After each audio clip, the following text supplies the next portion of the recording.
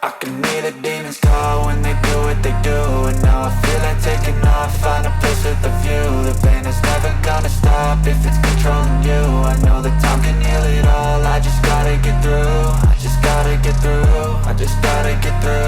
Cause I feel like taking off, find a place with a view. The pain is never gonna stop if it's controlling you. I know that time can heal it all, I just gotta get through. Sometimes I feel like all is lost, but I know it's not true. All right, welcome to Sparks, Nevada, site of the Tesla Gigafactory and our Tesla semi-truck factory as well. So, yeah, I can't believe it's been 5 years. We unveiled the Tesla Semi 5 years ago. It's been a lot that's happened since then, to say the least. So we were incredibly excited tonight to actually deliver our first production Tesla semi-trucks.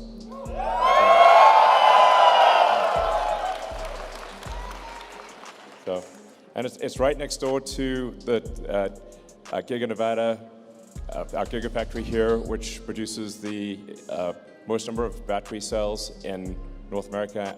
It produces our drive units and battery packs. And yeah, so I'd just like to just start off by giving a big hand to the Tesla Gigafactory team and the Tesla semi-truck team. It's like,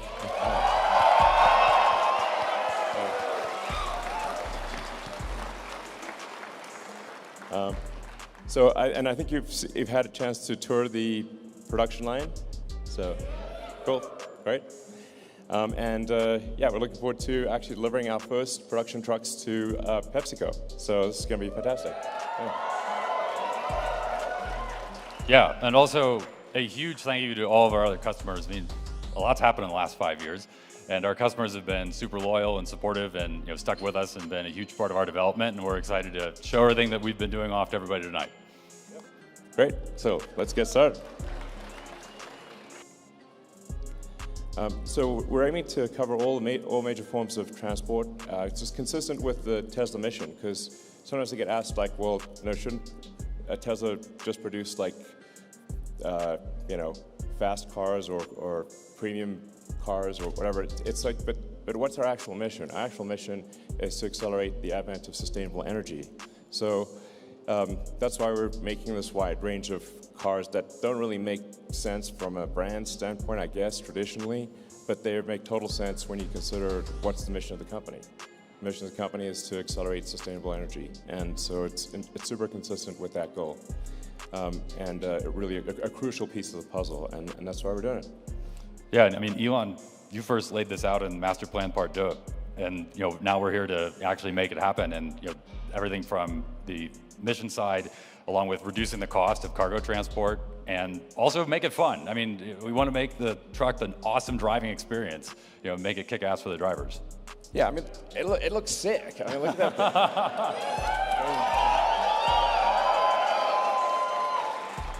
I mean, you want to drive that. I mean, that thing looks like it came from the future. It drives like it's like driving a Tesla, literally. It's fun. It looks awesome, and there's actually a big shortage of drivers. And so, if you're a truck driver and you want the most badass rig on the road, this is it.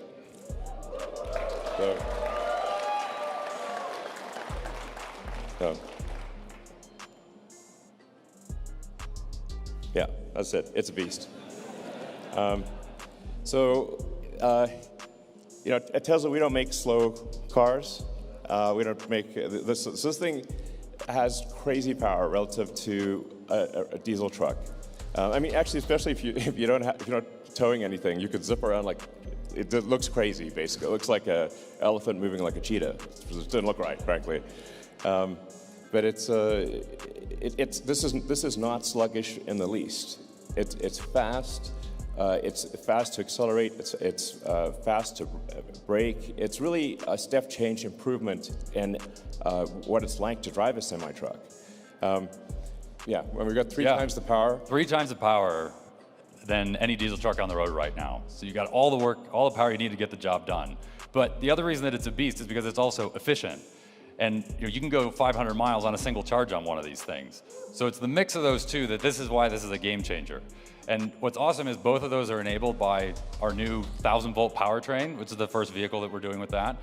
And don't worry, there'll be some more things, more vehicles coming with that. But this is going to be a game changer because of all the awesome innovations that have happened, behind the scenes and under the hood, so to speak. Cool. Yeah. So we're obviously leveraging a ton of stuff that we've already done. So we've got, well, it's now probably 51 billion miles driven. I don't know, there's more every day. So we're using our existing drive units, power electronics, infotainment, our super efficient heat pump, HVAC system, and state-of-the-art inverters. So we're able to leverage the existing powertrain and elements that are already made at volume in order to achieve extreme efficiency of cost and capability. So. Yeah, and it also means we get to leverage all the reliability that the active car fleet is doing. So we're accumulating all these miles, getting a ton of demonstrated learnings into the field, and we're going to go and put all these trucks into the world and get a lot of learnings as well, but we're coming off of a great launching pad with everything that's done in the rest of our products already. And it's also enabled because Tesla's got this full vertical integration on the software and the hardware side. So the teams that are working together to put all that together into one package, this is a huge win, for all of our products, but particularly Semi. Lots of hardcore testing. So, one of the things about a commercial truck is that the reliability has to be extremely high. So it's got to be running continuously, can't break down. It's got to handle every kind of weather. Uptime is super important for any kind of semi-truck. So we've tested durability in every kind of weather, every kind of environment. You could, yeah. Yeah, so even just, we've driven Donner, we'll talk a little bit more about that in a moment, but we've been through hot, cold, snow, rain. We've been putting this thing through all its paces in the lab as well as in the real world. The simulation team has been doing an incredible job of being able to scale all of that, in the virtual side. And the other thing is that we're going to take these and we're going to put our money where our mouth is. And we're going to put these on into our own fleet, into our own supply chain.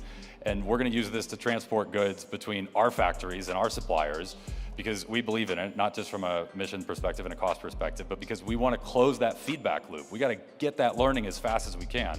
We want it straight from the drivers, we want it straight from the service techs that are working on it. We're going to take all that data that's coming in and continue to refine the product and make it better, just like we do on the car side. All right. So yeah, we've got a tri-motor powertrain system. So we're using the carbon overwrap sleeve. So essentially, we're using the plaid Model S, Model X powertrain, we're actually enabling the two of the drive units to actually disconnect so that they're not free spinning. So the efficiency is actually much greater in cruise. Yeah, this is really unique. We're going with a tri-motor system. One of them is constantly engaged, so that's for maximum efficiency. You're getting on the highway, that's doing the bulk of the work, and it's operating at the peak efficiency point of the entire drivetrain. And then the other two units are for torque and acceleration. So when the driver needs it to get their job done, whether that's getting out of a loading dock or it's on the road, they need to pass somebody, you're tackling a grade, you have the torque and power to do it. And the cool thing is that these are clutched automatically, so no driver input needed, but it's also seamless. So the highway efficiency unit is cruising along doing its thing, and if the driver puts their foot to the floor, the torque unit spin up, clutch engages, and takes over, and it does all of that before we've maxed out the torque on the efficiency unit, so it's completely smooth. There's no turbo lag or jerkiness or anything like that. No driver input needed. It's smooth, both in terms of acceleration and deceleration for regen. It's really cool happening all behind the scenes. Yeah, what I find actually really wild about this is that you can have a truck which is 82,000 pounds, and by the way, the reason we can actually do 82,000 pounds is that there's a 2,000 pound extra that's allowed by law for electric trucks. So you get a little bit of a advantage on the weight side. But you can basically pull 82,000 pounds at cruise using, and the only thing that's doing that is a tiny little motor on one axle. Oh, that big? Well, football size maybe? Yeah, you can carry it. Yeah. It's like a, I mean, you can check it in your luggage. Good luck doing that with a diesel engine. And one of those is more powerful than a diesel. Yeah. Yeah, just that one little guy is more powerful than a regular diesel engine on a semi-truck. But I find it like amazing that this enormous thing can be pulled by something that you could carry in your hands. It's like, wow, that's power density. Yep. Yeah. So yeah, and then in terms of, we're putting this to use in the real world. Yeah.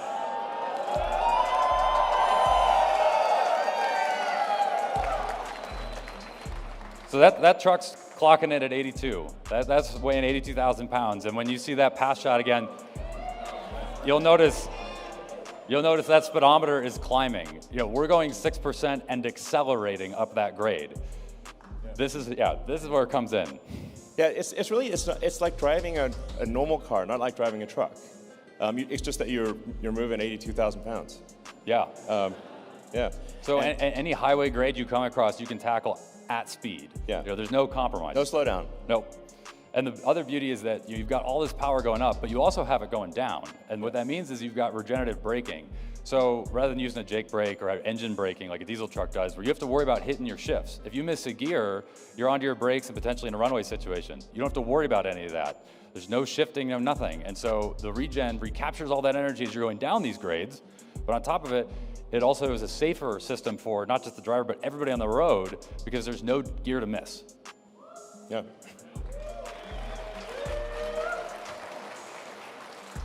So we talk power, you want to talk efficiency? Yeah, absolutely. So, some people out there say it can't be done.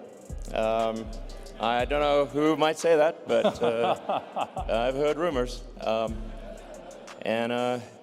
So we just did it. Yeah.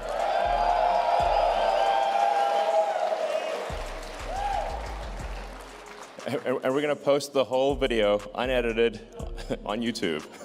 Yeah. And no jump cuts. Yeah. And this wasn't, some ultra clean, precise test track simulation or something where we, shut down a road. Nope. This is real world.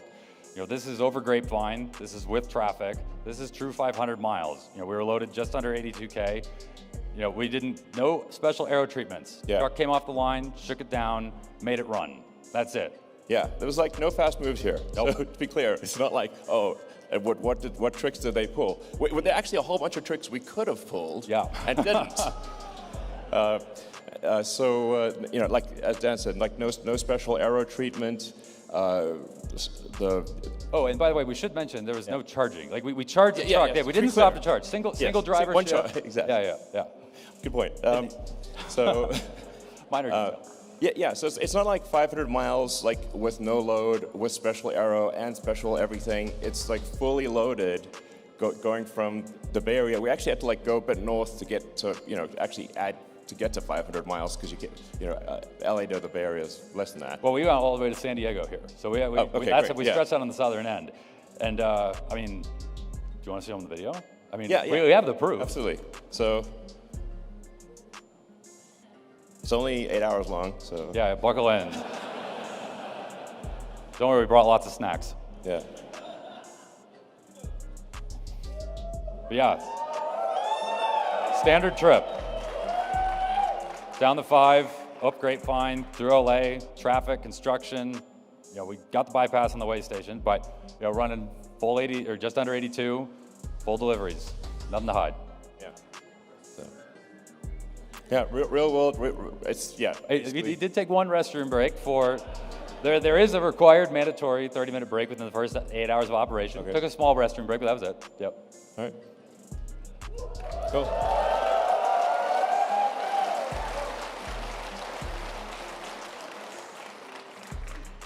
So aerodynamic efficiency obviously matters a lot. You can see it's shaped like a bullet. It's really aerodynamic, and that helps a lot. As we get less than 2 kilowatt hours. 2 kilowatt hours a mile. Yep. So. And that's the name of the game. Is efficiency there. Yep. Yep. So. It's really efficient in every way, and. The team's done a lot of awesome work. We went into the wind tunnel with this really cool model, rolling road, the whole 9 yards. and pulled in a lot of learnings and all of our features from the car side that give us such great real-world efficiency there, and really want to make sure that the truck and the trailer have to work together. This is a combination. This is not just the truck. If you optimize one, you actually might disrupt the whole combination. And so we spent a lot of time, both virtually, but also in the wind tunnel to make this happen, and really some next level engineering of everything they had to do there.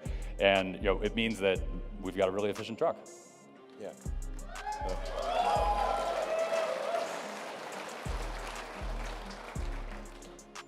As I said, it's as easy to drive as a Model 3. So it's with basically no training, you can drive this. You have to think bigger when you're driving it. But it's not it's not hard to drive. It's really easy. And we put the center, put the seat in the center for max visibility. Low floor, you can stand up in the cabin. Yeah, and that's actually a really big deal. I mean, you're a tall guy, Elon. You're able to stand up just fine. And nice thing is that if you're a truck driver and you're out during the day and it's cold, it's snowy, whatever, you can get in, and this isn't a sleeper cab. This is a day cab. You can still stand up and you can shed your jacket, put it on the wall, all in the comfort. You can put your coveralls on while in the cab. So if you have to go do a dirty job, you can do that comfortably as opposed to being out in the elements. So that's that level of space is unheard of. And we were able to do that with some pretty innovative packaging. And on top of it, there's plenty of cargo storage. For drivers that need to bring any tools, other equipment along. And not to mention, we've got the plugins, the wireless charging, everything they need on the electronic side as well. Yep.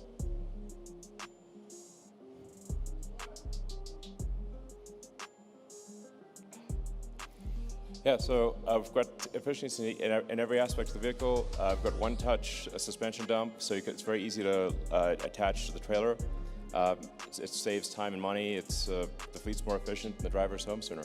Yeah, really, we're trying to extend the idea of this efficiency from not just while you're on the road, but into the yard as well. That's before and after the truck has done its job on the road, because that means that drivers at the end of the day are spending less time at the yard and they're getting home earlier. It makes their lives easier. We got a light test that's easy to execute, helps with compliance. There's all these little things that the design team really spent their time researching. They did ride-alongs, they studied, they did all this work. It was really cool to watch them put. I think they even took a bunch of the various cups and put them in CAD, and you'll see them put them in various cup holder sizes and places. They'll mock up a bag. They'll do all kinds of neat stuff to understand how a driver works throughout the day, and it means that they'll have a more efficient experience overall. Yeah. Great.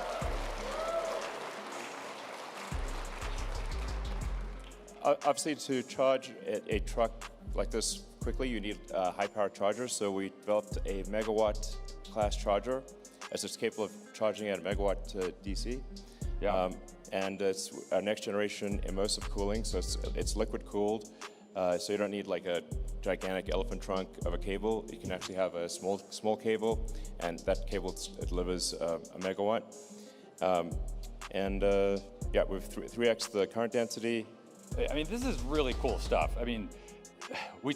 You're actually immersing the conductor in the coolant, this water-based coolant that we have, and we're then doing some really neat isolation monitoring on the back end to ensure that it's safe in delivering that it needs to. But it means that we can really shove a lot of current in a very, very small place. So, for those that have worked and charged their cars on a V3 supercharger and the cable is nice and maneuverable, it's the same thing here, but now we're just shoving a megawatt through it instead. So, this is key for high power applications like semi, but you want to tell them or do you want me to tell them? Yeah.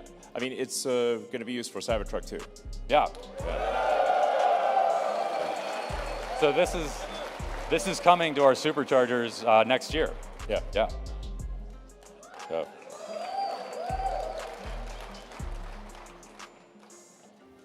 So the future of transport obviously requires a sustainable energy infrastructure.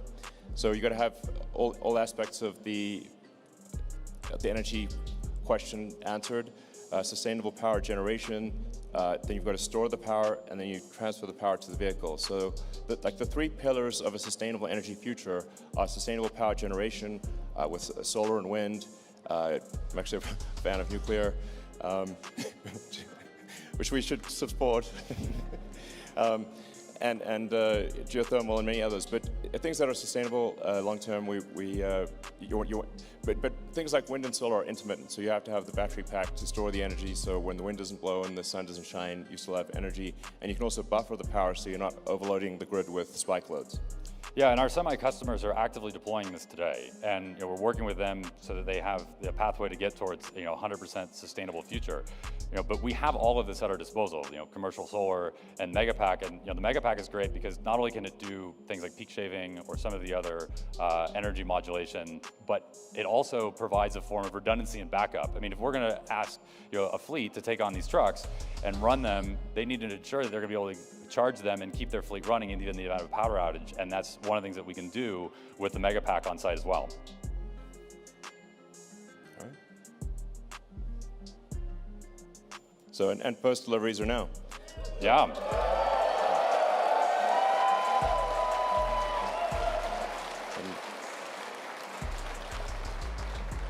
So we'd just like to thank PepsiCo. They've been a great partner. Hey guys. Hey, how's it going? Thank you. Hey, how's it going? So yeah, we completed our first cargo run with a very enormous amount of Frito-Lays, which I'm sure we have a lot of them here. Yeah.